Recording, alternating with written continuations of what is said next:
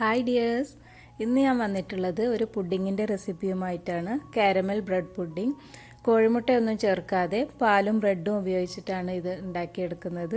വളരെ ഈസി ആയിട്ട് ഉണ്ടാക്കിയെടുക്കാം. ആവിയിൽ വേവിച്ചിട്ടാണ് ഇത് ഉണ്ടാക്കിയെടുക്കുന്നത്. ടേസ്റ്റി പുഡിംഗ് ആണ്. എല്ലാവരും ട്രൈ ചെയ്ത് നോക്കൂ. അപ്പോൾ നമുക്ക് ഈ പുഡിംഗ് എങ്ങനെയാണ് ഉണ്ടാക്കുക നോക്കാം. അതിന് വേണ്ടിയിട്ട് ഒരു അലൂമിനിയത്തിൻ്റെ പാത്രമാണ് ഞാൻ എടുത്തിട്ടുള്ളത്. ഇനി പഞ്ചസാര കാരമലൈസ് ചെയ്തെടുക്കണം. 1/4 കപ്പ് പഞ്ചസാരയാണ് ഞാൻ എടുത്തിട്ടുള്ളത്. ലോ ഫ്ലെയിമിൽ വെച്ചിട്ട് വേണം ഇത് ചെയ്തെടുക്കാൻ, അല്ലെങ്കിൽ പഞ്ചസാര പെട്ടെന്ന് കരിഞ്ഞു പോകാൻ ചാൻസ് ഉണ്ട്. അലുമിനിയം പാത്രം തന്നെ വേണമെന്നില്ല, സ്റ്റീൽ പാത്രമോ ആവിയിൽ വെക്കാൻ പറ്റിയ ഏതെങ്കിലും പാത്രമായാലും മതി. അങ്ങനെയാണെങ്കിൽ ഒരു ഫ്രൈ പാനിൽ പഞ്ചസാര കാരമലൈസ് ചെയ്തിട്ട് ആ പാത്രത്തിലേക്ക് ഒഴിച്ചു കൊടുത്താൽ മതി. ഇപ്പോൾ പഞ്ചസാര കാരമലൈസ് ആയിട്ടുണ്ട്. ഞാൻ സ്റ്റൗ ഫ്ലെയിം ഓഫ് ചെയ്തു. ഇനി അത് പാത്രത്തിൻ്റെ എല്ലാ ഭാഗത്തേക്കും ഒന്ന് ചുറ്റിച്ചെടുത്ത് സെറ്റ് ചെയ്യാൻ വെക്കാം. 4 ബ്രെഡിൻ്റെ പീസാണ് ഞാൻ എടുത്തിട്ടുള്ളത്. ചെറിയ സ്ലൈസ് ആണെങ്കിൽ 5 or 6 വരെ എടുക്കാം. ഇനി ഇതൊന്ന് ഒരു മിക്സിയുടെ ഗ്രൈൻഡറിലേക്ക് ഇട്ട് പൊടിച്ചെടുക്കണം. ബ്രെഡിൻ്റെ സൈഡൊന്നും ഞാൻ ഒഴിവാക്കുന്നില്ല. ബ്രെഡിൻ്റെ സൈഡ് നല്ലോണം ഡാർക്ക് കളറായിട്ടുണ്ടെങ്കിൽ മാത്രം ഒഴിവാക്കിയാൽ മതി, അല്ലെങ്കിൽ കളയേണ്ട ആവശ്യമൊന്നുമില്ല. ഇനി ഇതെല്ലാം ഒന്ന് പൊടിച്ചെടുക്കാം. ഇപ്പോൾ ഞാനിതെല്ലാം പൊടിച്ചെടുത്തിട്ടുണ്ട്. ഈ ഒരു രീതിയിലാണ് ഞാൻ ഇത് പൊടിച്ച് വെച്ചിട്ടുള്ളത്. ഇനി ഒരു പാത്രത്തിലേക്ക് 2 കപ്പ് പാൽ ഒഴിച്ച് കൊടുക്കാം. ഇനി ഇതിലേക്ക് 1/2 കപ്പ് പഞ്ചസാര, 2 ടേബിൾ സ്പൂൺ കസ്റ്റേർഡ് പൗഡർ, അതും കൂടെ ചേർത്തിട്ട് നല്ലോണം ഒന്ന് മിക്സ് ചെയ്തെടുക്കണം. കട്ടയില്ലാതെ മിക്സ് ചെയ്തെടുക്കുക. ഇനി ഇത് ലോ ടു മീഡിയം ഫ്ലെയിമിൽ വെച്ചിട്ടൊന്ന് കുറുക്കിയെടുക്കണം. തുടർച്ചയായിട്ട് ഇളക്കി കൊടുക്കുക, അല്ലെങ്കിൽ അടിയിൽ കട്ട പിടിക്കാൻ ചാൻസ് ഉണ്ട്.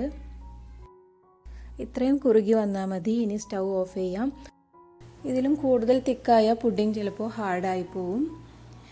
ഇനി ഇതിലേക്ക് 1 ടീസ്പൂൺ വാനില എസൻസ് കൂടെ ചേർത്ത് ഒന്ന് മിക്സ് ചെയ്യാം. ഓപ്ഷണലാണ്. ഇനി ഇതിലേക്ക് ബ്രെഡ് ക്രംസ് ചേർത്ത് കൊടുക്കാം. കുറേശ്ശെ ആയിട്ട് വേണം ചേർത്ത് കൊടുക്കാൻ. ചൂടുള്ള കസ്റ്റർഡ് മിക്സിലേക്ക് തന്നെയാണ് ഇത് ചേർത്ത് കൊടുക്കുന്നത്.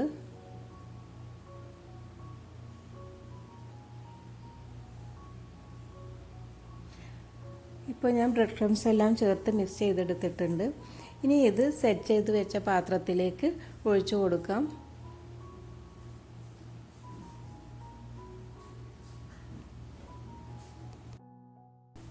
സ്പൂൺ വെച്ചൊന്ന് പരത്തി കൊടുത്തിട്ട് ഒന്ന് ടാപ്പ് ചെയ്ത് കൊടുക്കാം.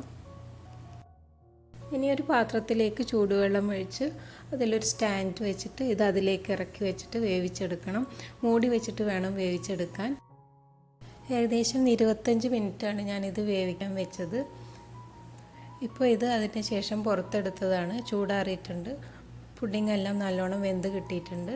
ഇനി ഇത് ഫ്രിഡ്ജിൽ ഒരു 2 മണിക്കൂർ സെറ്റ് ചെയ്യാൻ വെക്കാം. 2 മണിക്കൂർ ഫ്രിഡ്ജിൽ വെച്ച ശേഷം പുറത്തെടുത്തതാണിത്. ഒരു കത്തി വെച്ചിട്ട് സൈഡെല്ലാം ഒന്ന് ഇളക്കി കൊടുക്കാം. ഇനി ഇതൊരു പ്ലേറ്റ് മേലെ വെച്ചിട്ട് അതിലേക്ക് ഫ്ലിപ്പ് ചെയ്ത് കൊടുക്കാം. നമ്മുടെ tasty caramel bread pudding ready ആയിട്ടുണ്ട്. ട്രൈ ചെയ്ത് നോക്കാത്തവർ ട്രൈ ചെയ്ത് നോക്കൂ. അപ്പോൾ നിങ്ങൾക്ക് എൻ്റെ വീഡിയോ ഇഷ്ടമായിട്ടുണ്ടെങ്കിൽ ലൈക്ക് ചെയ്യുക, ഫ്രണ്ട്സിനെല്ലാം ഷെയർ ചെയ്യുക, നിങ്ങളുടെ അഭിപ്രായങ്ങളെല്ലാം കമൻറ്റ്സ് ചെയ്യുക. ആദ്യമായിട്ട് വീഡിയോ കാണുന്നവർ എൻ്റെ ചാനൽ ഒന്ന് സബ്സ്ക്രൈബ് ചെയ്ത് സപ്പോർട്ട് ചെയ്യണേ. നല്ലൊരു റെസിപ്പിയുമായിട്ട് അടുത്ത വീഡിയോയിൽ കാണാം.